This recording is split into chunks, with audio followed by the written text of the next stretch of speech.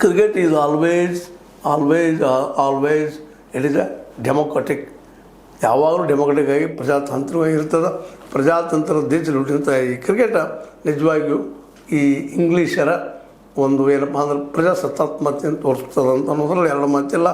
ಏನೋ ಆಗಲಿ, ಇವತ್ತಂತೂ ಮುಂಬೈ ಇಂಡಿಯನ್ಸ್ ಹೋದರು, KKRಗೆ ಒಂದು ಆಸೆ ಕೊಟ್ಟರು.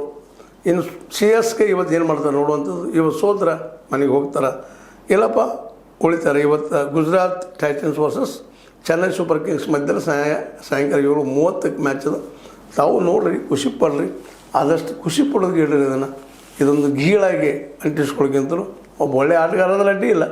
ಇಲ್ಲಾಂದ್ರೆ ಇದು ಗೀಳಾಗಿ ಎಷ್ಟೋ ಮಣಿತನ ಸಹಿತ ಈ ಆಟ ಮುರಿದದ ಅನ್ನೋದ್ರಲ್ಲಿ ಎರಡು ಮಾತಿಲ್ಲ ಅನ್ನೋಂಥ ಮಾತನ್ನ ಹೇಳ್ತಾ, ಇದು ನಿಮ್ಗೆ ಲೈಕ್ ಆಗ್ಬೋದು. ಲೈಕ್ ಮಾಡಿ, ಶೇರ್ ಮಾಡಿ, ಕಮೆಂಟ್ ಮಾಡಿ, ಜೊತೆ ಸಬ್ಸ್ಕ್ರೈಬ್ ಆಗೋದು ನಿಲ್ಲಿಸಬೇಡ್ರಿ.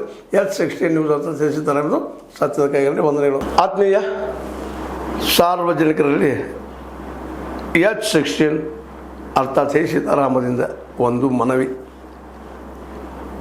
ಈ ಸಂಸ್ಥೆ ಭ್ರಷ್ಟಾಚಾರ, ಅನ್ಯಾಯ, ಅತ್ಯಾಚಾರಗಳಿಂದ ನೊಂದವರ ವೇದಿಕೆ. ಅನ್ಯಾಯಕೋರರ, ಭೂಗಳ್ಳರ, ನಶಾ ಸಾರಾಯಿ ಮಾಫಿಯಾಗಳ ವಿರುದ್ಧದ ಧ್ವನಿ.